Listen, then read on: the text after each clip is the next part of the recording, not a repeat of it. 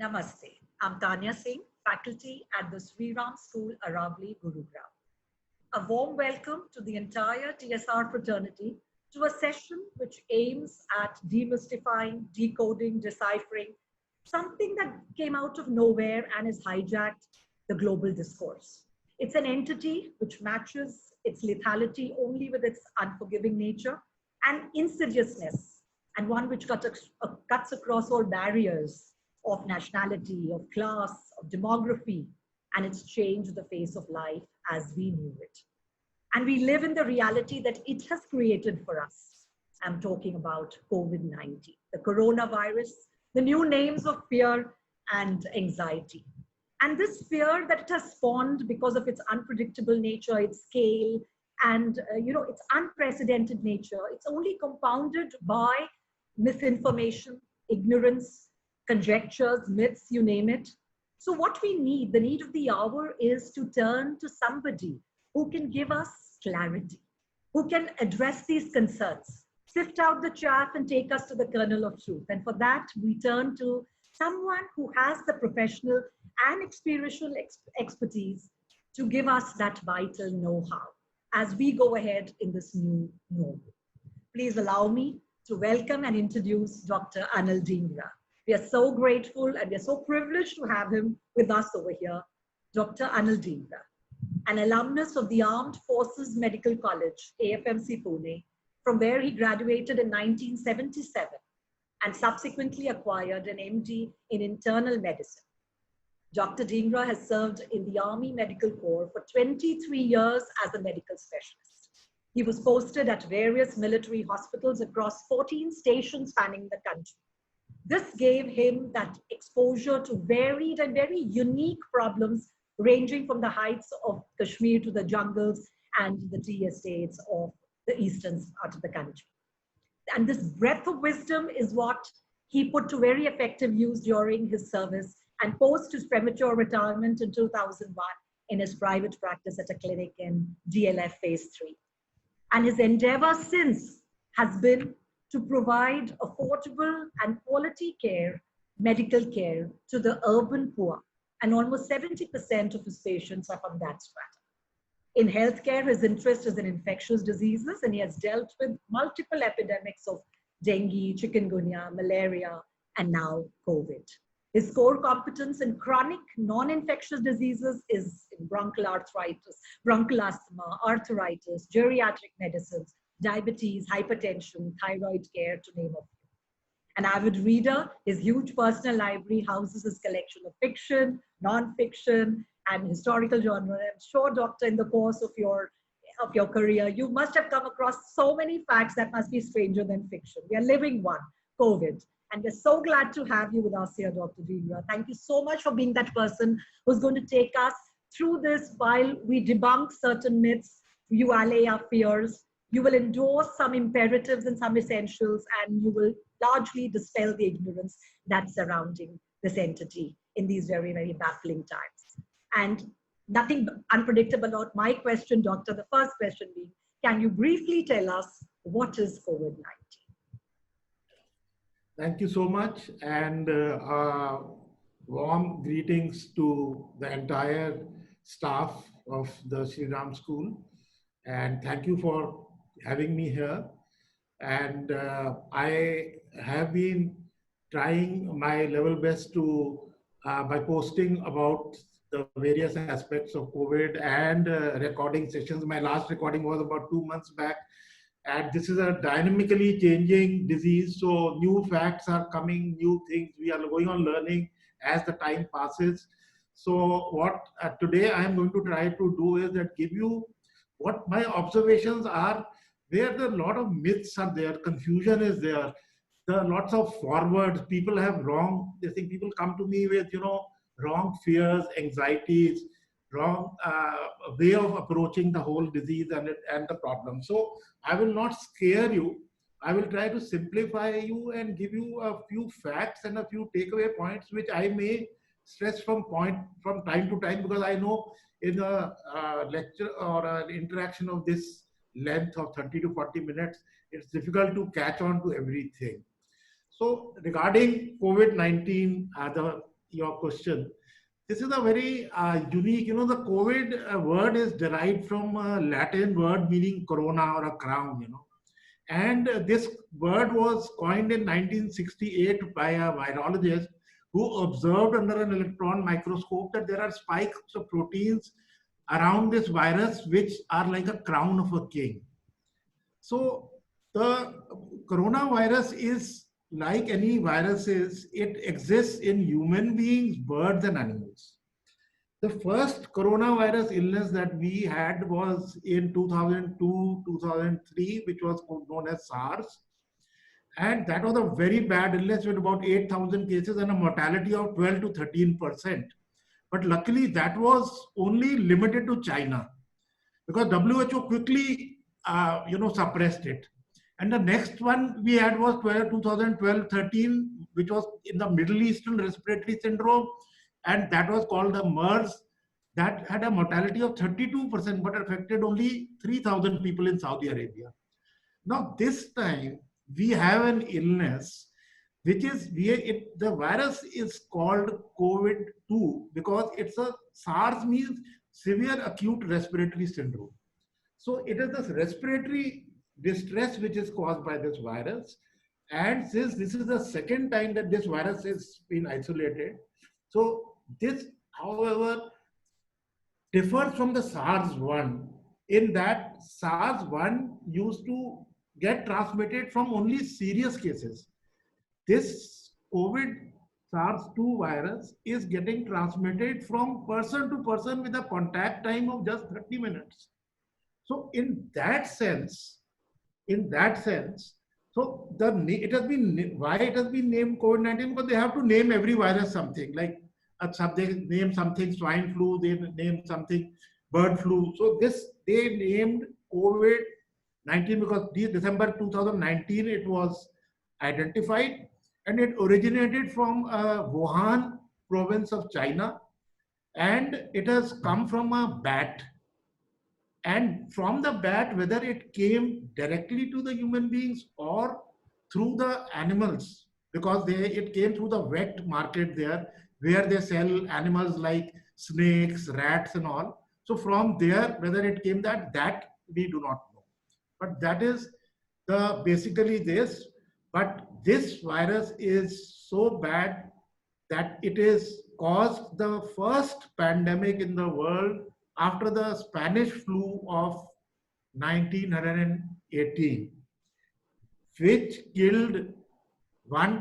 which affected 1/3 of the population and killed 5 to 7% of the world's population. So this virus is also behaving like that. So what are the common modes of transmission, doctor? You just mentioned this, that yes, it came from the animals, perhaps yes. So generally, what other modes of transmission would be there? I mean, the regular ones, but infrequent and the uncommon ones are what we are interested and wary about, the ones that we do not know about. See, the most common mode of transmission is airborne transmission. And airborne transmission is a when a person coughs, sneezes, laughs, shouts, talks in a loud voice. This is the virus is thrown out in the form of droplets. So a person standing within 3 feet, it enters the airway of that. This was the thinking till about a month and a half back. But unfortunately, now we have also found that even micro droplets can be transmitted from person to person. So even if the person is at 7 feet or 8 feet, the micro droplet means the small droplets which cannot carry onto the person, but they stay in the room. They fall to the floor, stay in the room for 3 hours. So any person entering that room during that 3 hours and staying there for longer than 15 minutes can also get this. That is why people are advised not to go to common hospitals, railway waiting rooms, and this thing. I mean, where the patients may come and spread by that. Absolutely. The virus is spread from the tears, the saliva, sweat. So that is why gyms, whatever they may say, I mean, gyms that have this thing. Then they can theoretically call, because it is also transmitted by contact transmission. So by shaking hands, a person who's touching his eyes or nose, he transmits the infection to the other person.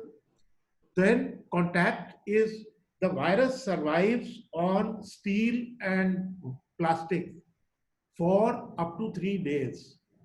So a person who touches this an infected person can transmit to another person if he touches that. That is the whole purpose behind sanitizing, and why you find societies not allowing people to press the buttons of the lifts unless with the help of a pen or this thing.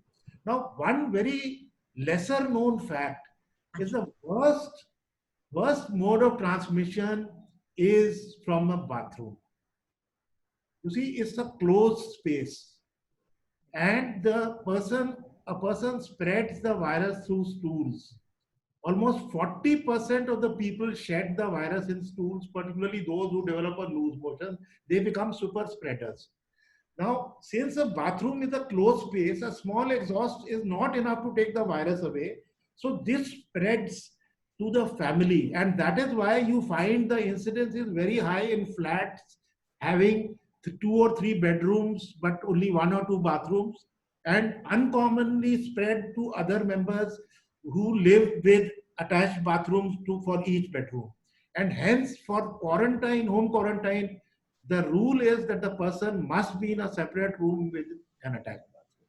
So these are some of the modes of transmission. Of course, air conditioning, and a fan, sitting in front of a fan where the fan throws from one person to the other the air. So these are some of the common ways of transmission. Yes, doctor. Yes, and especially the last one. I wouldn't know. I mean, I didn't know about it.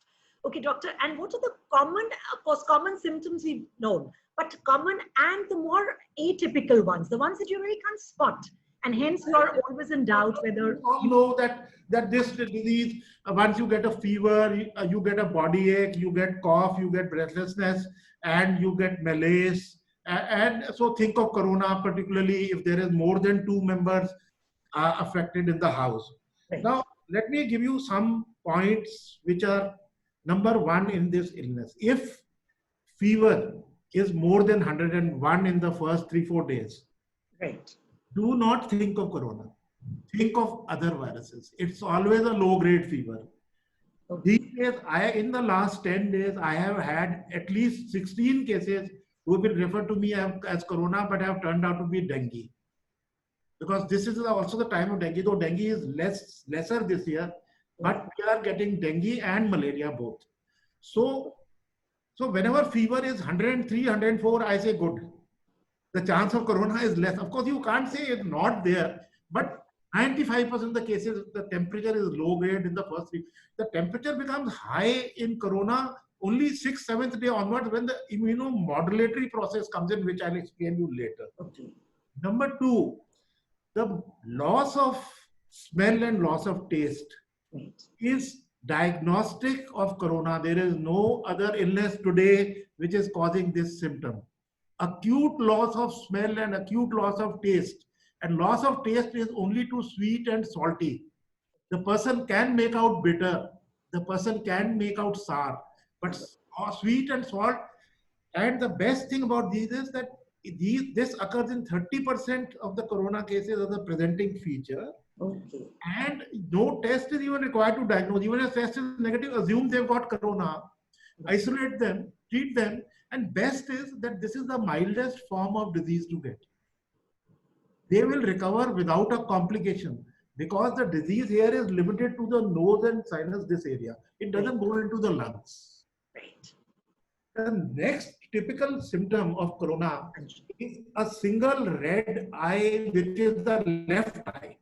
Left eye conjunctivitis, if it becomes red, left eye red becoming, it is almost diagnostic of corona. It's a confirmation. I have seen in only 3 cases, but it is known to occur in 1 to 2% of corona, but it is a typical feature of corona. A rare symptom, but it's like a short symptom. Diagnostic of it. Then in 12% of the cases, the only symptom is loose motions. and this is commoner in females. And when there is loose motion, these people act as super spreaders. So when your school will open, you'll have to have a separate sick bathroom entirely, because one person through the stool has been known, reported in the literature, to spread to 40 to 50 people the coronavirus. But themselves, they develop a mild disease with no pulmonary complication. The other presentation is rashes. You may think the person has developed measles. You may think person has developed chickenpox. You may think person developed urticaria or even herpes zoster. But it is nothing but a presentation or a precipitation of herpes zoster by corona. So always these patients we are testing for corona and diagnosing corona. So it's a wide range of things that we need to be careful about and watch out for. And one good thing, one thing I want to tell you, that coronavirus does not cause hoarseness of voice and joint swelling. So if a person has larynx, because teachers, I know my wife has been a teacher in modern school with Amsterdam for a long time. So she's perpetually got a hoarse voice because they talk so much. So if you have laryngitis, corona is almost out. If a joint is swollen, corona is almost out. Think of chikungunya, think of dengue, think of other viruses, but otherwise nothing. The susceptible areas are the nasal areas and the lungs subsequently. And doctor, how does one protect oneself? It's like a foolproof kind of a thing from this pathogen. And of course, the consequent illness. What do you recommend, doctor, in terms of? For preventing, for protecting, see, I will tell you how. I mean, I have not closed my clinic at all during the COVID period. I have seen in my clinic about 70 cases, and touch wood, I have not got infected so far. So I won't say that I am doing the right thing, but the only thing is what you have to follow. I have been following the protocol. The protocol is number one. Right. Your distance should be always 6 feet away from a person. Number two, you should always wear a mask. A mask must be always covering the nose. People, what they do is they stylishly don't cover the nose. Preferably now, since the micro droplet thing is coming soon, you will find within a month or so, the recommendation will come that no fashionable mask. Everybody better get on to N95 masks. Because N95 masks are the ones who protect against droplet. Doctors all use N95 masks. Right. Then no contact, no handshaking, no this thing. Right. What I do as a policy is contact time less than 10 minutes. My patient should not spend more than 10 minutes time in my clinic. If in surgery, they follow the dictum contact time less than 30 minutes. So if a surgery takes more than 30 minutes, the surgeons change. But I would say no 30 minutes, you take 10 minutes. If very short window. It's a short window, but 10 minutes is a long time. People tell me, I met so-and-so, he had corona, he has tested corona. Should I test for corona? I said, no, if you stayed for less than 10 minutes with a mask on, if the window is actually 30 minutes, but I say if less than 10 minutes, 15 minutes, there's no chance of getting this thing. So this, and which test do you recommend, doctor? What are the recommended tests? And at what stage are you required to go in for testing? I mean, how long should you wait? Should you wait it out? I mean, okay, now regarding the testing, there's a lot of myths and a lot of wrong testing being done. Right, including in DLF phase 3 where one of your branches is located, and here and around. I am distressed to say, I tell people, tum padhe likhe log and you are going for the wrong test. Desperation. The only test which is diagnostic of this is the COVID antigen test. Amongst COVID antigen tests, there are two tests. One is the rapid antigen test and one is the RT-PCR. Rapid antigen test gives the result within 45 minutes and is done by government free of cost. But that is not reliable because it misses 50% of the cases. The RT-PCR test is the one which was earlier costing 400,000, now 2,400, and has been reduced in Gurgaon to 1,600. Delhi is still 2,400. There they take a swab from the pharynx and the nose and it is reported within 36 hours. That is the most accurate, but that also picks up in only 67% of the cases. 33% of the cases it misses out. So unless you do a repeat test, you may still miss it out. And remember, don't do it before day 3 of symptom. People do it on day 1 or even before developing a symptom. I have come in contact, I am going for this. No. Right. Wait for day 3 because 2 days before that is the incubation period. So actually day 5 to 10, you pick up the virus on RT-PCR. It will manifest. What the people are doing, the biggest mistake is relying on the antigen test alone. No, for diagnosis of COVID and for managing COVID, blood test is a must. In the blood test must be done on day 1 in all, and in high risk cases, maybe daily, in others repeated on day 5. And what we do, look for, we do a ESR, hemoglobin, TLC, DLC.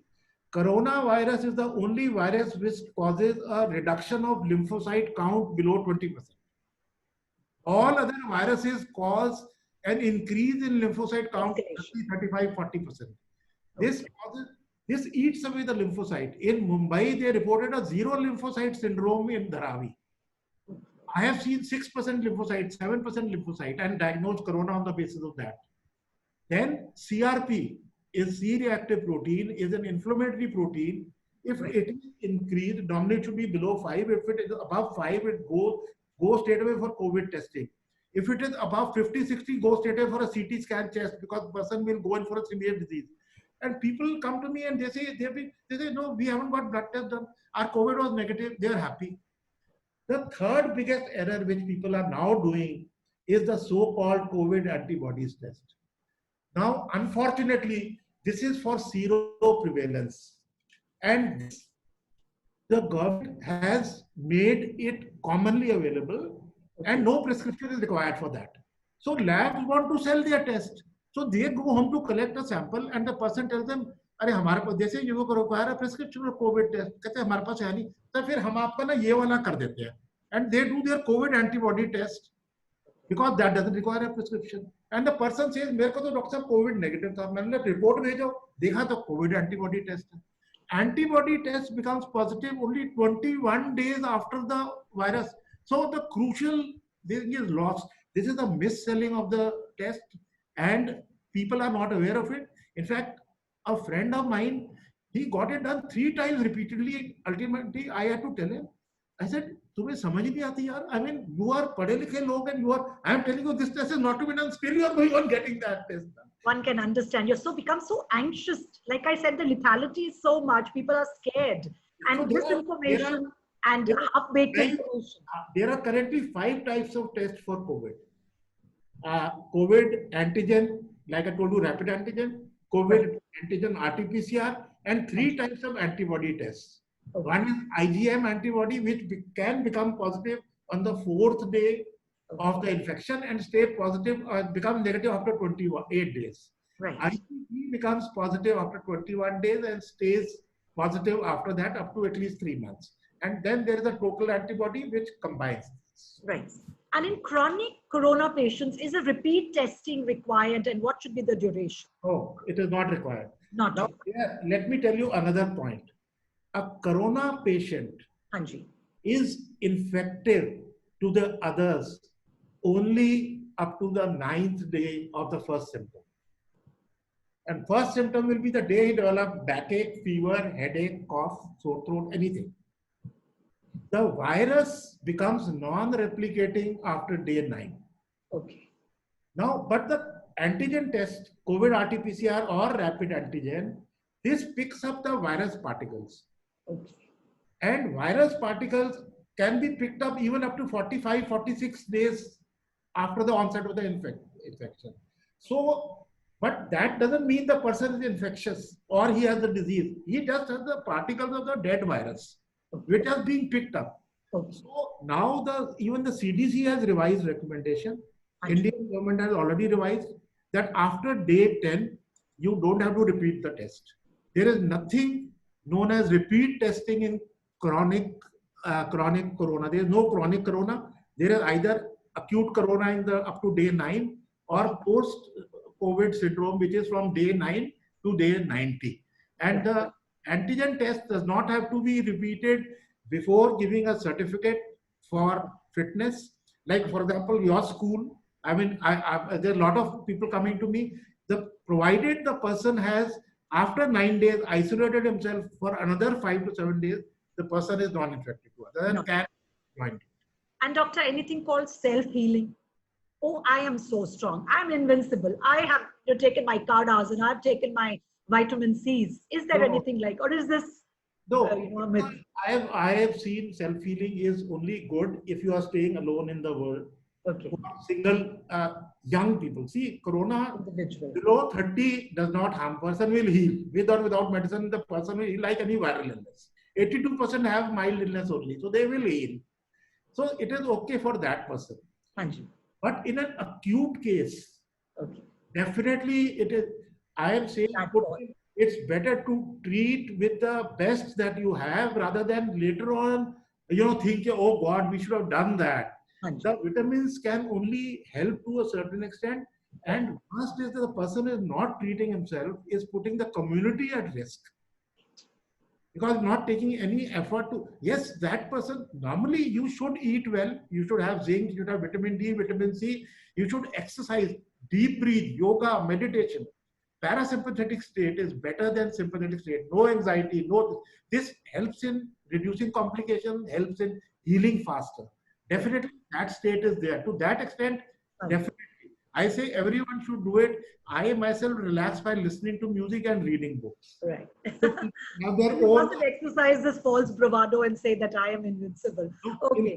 In fact, let me tell you, excess of zinc, which people are going on having in 50 milligram doses, leads to copper deficiency and anemia. It leads to diarrhea if taken for more than 1 month. The quantity of zinc required in our body is only 6 to 8 milligram daily, which is enough in the nutrients. The role of zinc is only for 10 to 10 days of the acute corona illness in helping with the healing. Those who are going on taking for protective effect, I have so many times told the chemist, don't sell to the people 50 milligrams of zinc daily as protective effect, because then this person develops loose motion and then he rings up, I have developed diarrhea as a manifestation of COVID. Doctor, this is absolutely something that even should apply to me, because I have gone ahead with my zinc consumption, my vitamins, fine. So thank you so much. So I'm your first beneficiary here. And we are hearing about, doctor, a lot of plasma therapy. Yeah. What is its efficacy rate? How effective is it? And what is the duration that the effect will lead? Plasma therapy is a lot of hyperbole, lot of hype. See, I'll tell you how plasma therapy works. Plasma therapy works because it provides antibodies. Okay. And antibodies to neutralize the virus. Now, I told you virus becomes non-replicating after day 9. It is immediately stopping the multiplication after day 9. So only up to day 7, if the person is falling in oxygen and the CT scan is showing more than 50% of the lung involvement or oxygen level, but up to day 7, maximum 8, then giving a plasma may help. But right now, what people are doing, person is on a ventilator, day 12, 13, that means it's a cytokine storm, then asking for plasma. Plasma has got no role in that stage. In fact, now, earlier CDC had said in between plasma has no role, but then they're under pressure. They have now given emergency usage pending further this thing. But if you don't get plasma, don't fret. Number 2, so far plasma was being given from all recovered cases. Now it is known that unless the titer is above 1 in 320, that plasma is useless.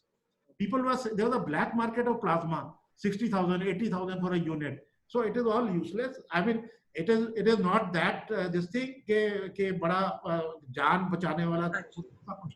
It's a lot of hype, lot of discussion going on.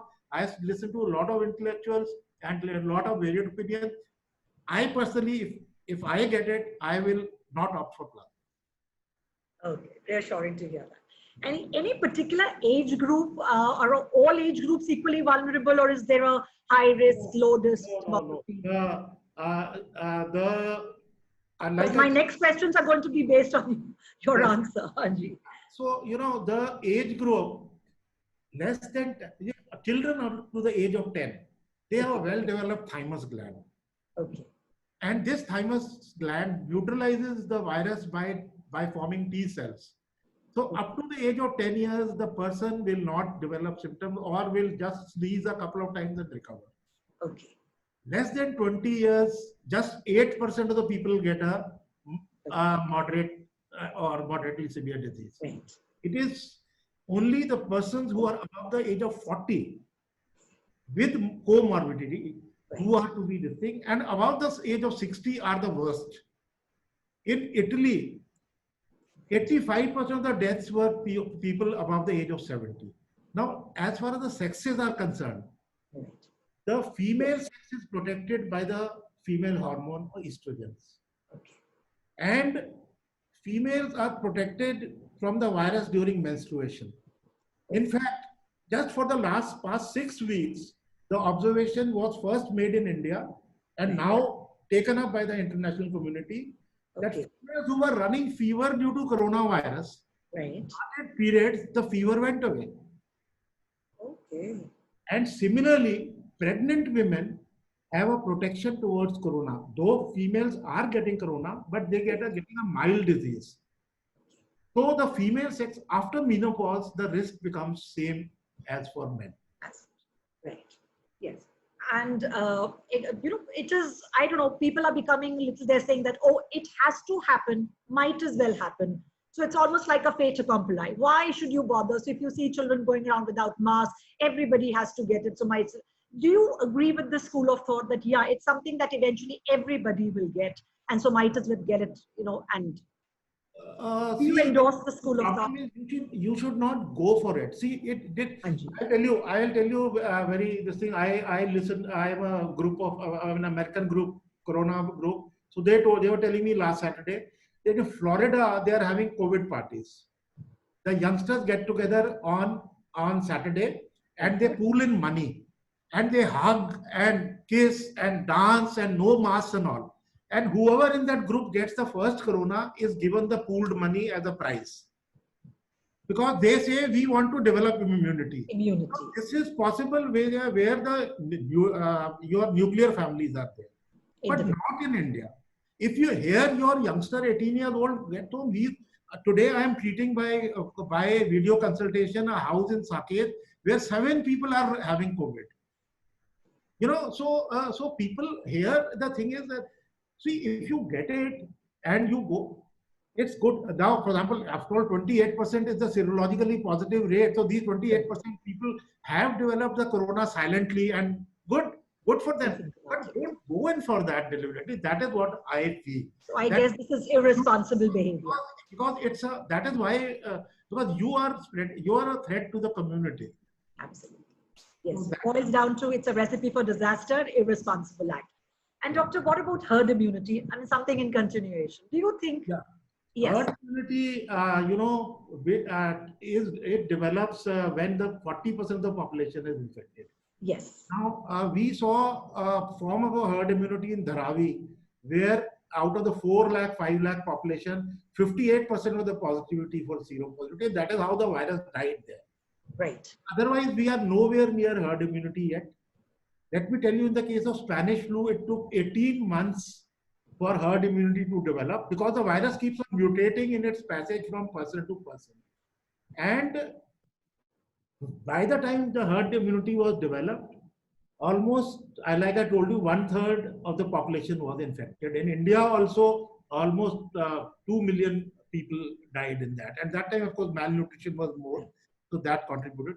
But herd immunity, probably if you get vaccine, that along with this, and there's a very high hope of getting the vaccine by 1st November because of pressure on Trump. Inshallah. And now with the schools mulling the idea of opening up for the children, what protocols and SOPs do you advise for schools who are thinking on these lines? That because they say you're an educational, you must be in touch with how Netherlands opened its schools, allowed mask and all that.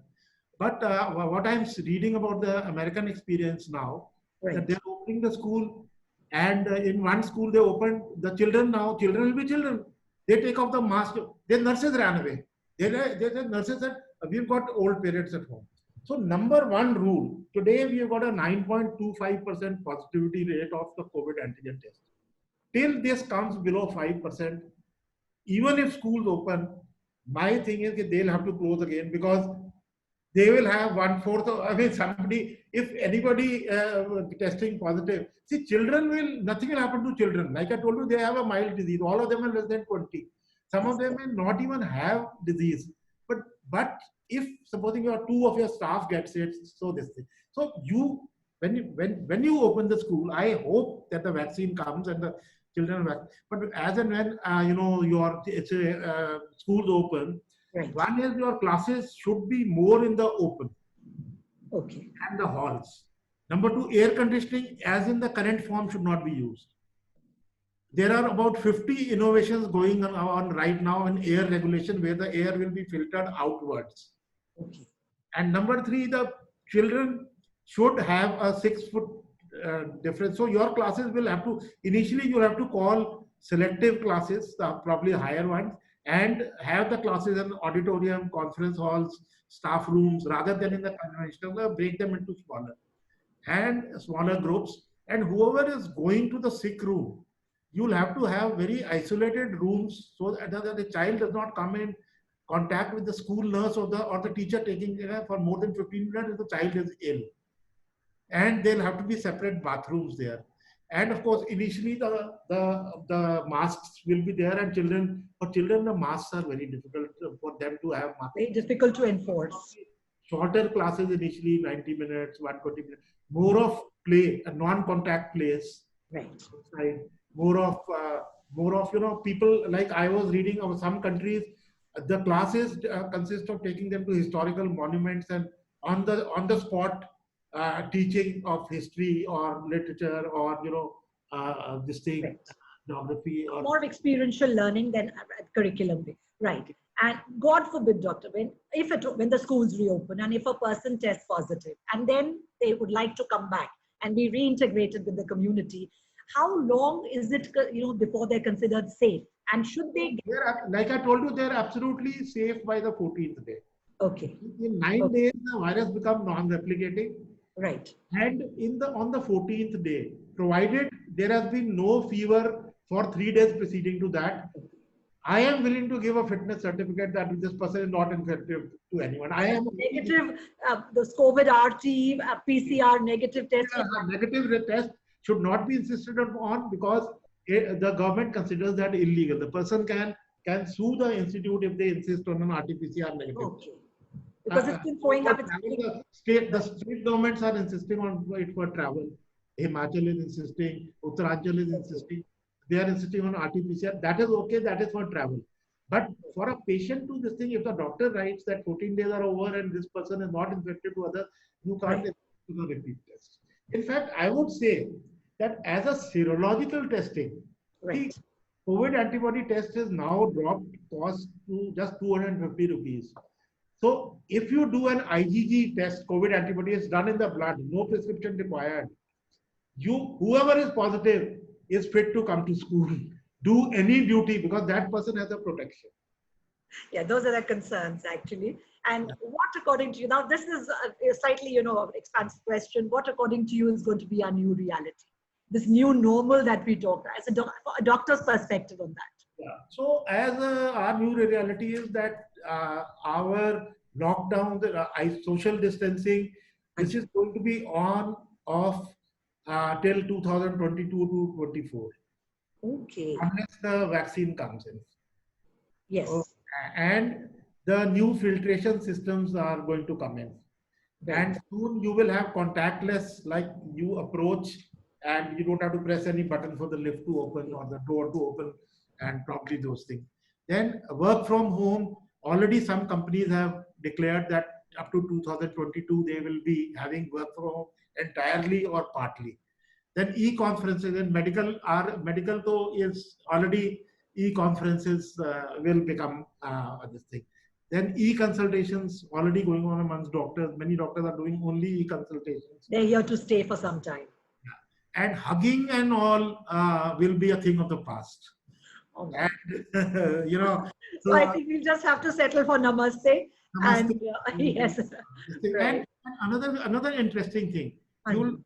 you'll have to improvise and have cohort isolations, like in colonies or societies. If there are 3, 4 people, 5 people who are positive, and now we are seeing with the passage of time, disease is becoming milder. People don't require to go to a hospital. You can put 4 to 5 people together in a hall or in a Right. flat. They are Localized to isolation. each other. They are of no danger to each other. They are no good. My God, the amount I have taken away, Doctor, absolutely is amazing. And your session was so enlightening, so insightful, and at the same time, it was so reassuring. It's so uplifting that, okay, fine, there is something, it is quite formidable, but all's not lost, and there is lots that you can do and, to self protect. So it was really heartening to hear that. And because they say that when you're forewarned, you're forearmed.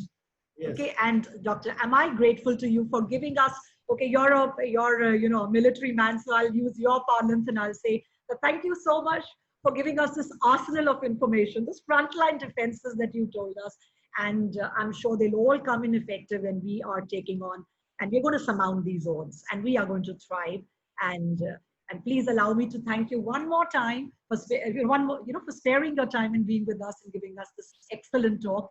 And I would also like to take this opportunity to thank and express my gratitude and appreciation for the Sri Ram schools, for their very thoughtful gestures and these wonderful initiatives like the talk we had with Dr. Dhingra today, because they add so qualitatively to our lives. We so gratefully acknowledge all the efforts, and a big thank you to everybody, and namaste and Jai Hind.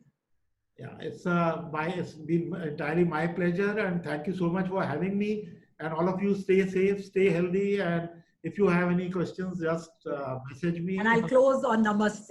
Namaste. Bye. Jai Hind. Jai Hind.